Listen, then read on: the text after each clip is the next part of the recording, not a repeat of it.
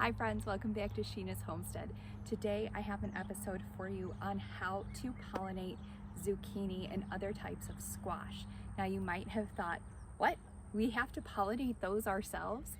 And the truth is that sometimes we have enough bees and ants and other pollinators to actually get the job done, but there are other times that we need to step in and help. I'm going to show you how. It's very simple, very easy, and you are going to have bountiful levels of harvest from all of your squash plants. So let me take you down to my squash plant here and show you an example of what I'm talking about. So this squash right here did not get fully pollinated. So you can see it grew and then it just kind of stopped growing and it's really soft and soon it'll just kind of die off. So this is an unpollinated squash. This one is fully pollinated. So it's going to keep growing and growing. So you may not have noticed before, but when your zucchini or squash plants flower, they actually have a male and a female flower. A lot of times we all just think it's exactly the same thing, but that is not true. The male flower has no fruit on it, so it is a long, skinny stem that has just a flower. And the female fruit has, a female flower has a piece of fruit growing on the end of it. So I'll show you that. So right here is the flower, and you can see this is a female part. So this will in turn become a squash if it is pollinated. Here too you can see we have little ones. These are female. This one is even bigger, but also female. So we have a male flower right here. You can see that it is long and skinny. I'm going to pull it off for you. It's long and skinny, and it has no fruit right there.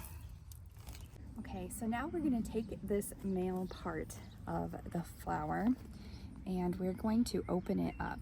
It's okay if you rip it. That's completely fine. What we are interested in is this part right here. So we're going to use this part to pollinate the female flowers. So it doesn't matter if you use the male flower from the same part or from the same plant. That is totally fine, and you can use them from different plants too.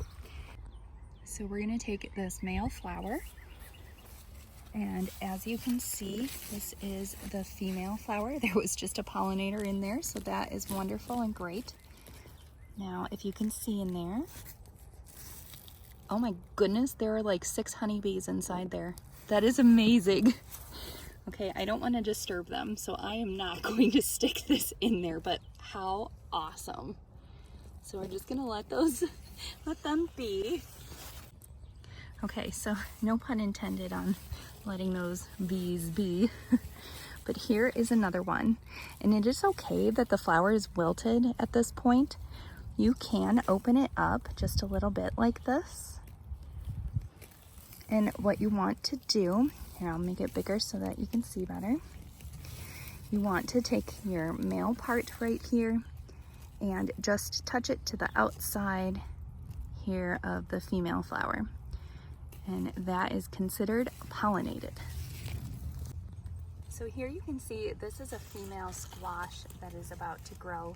That is not ready to open up yet. So you don't want to disturb something like that.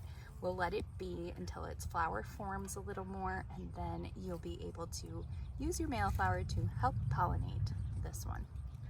So it's as easy as that, and this process works well for all types of squash. So here I have my yellow squash. I also have zucchini in the garden, and don't forget about your pumpkins. Your pumpkins are a form of squash.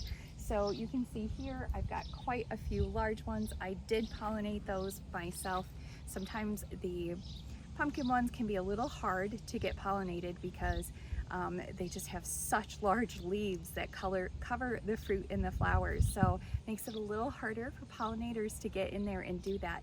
But if you want good, strong, healthy pumpkins, or any other type of squash for that matter, it's important to get in and do that. So I hope this process helped you. And if you have a little baby squash just like this one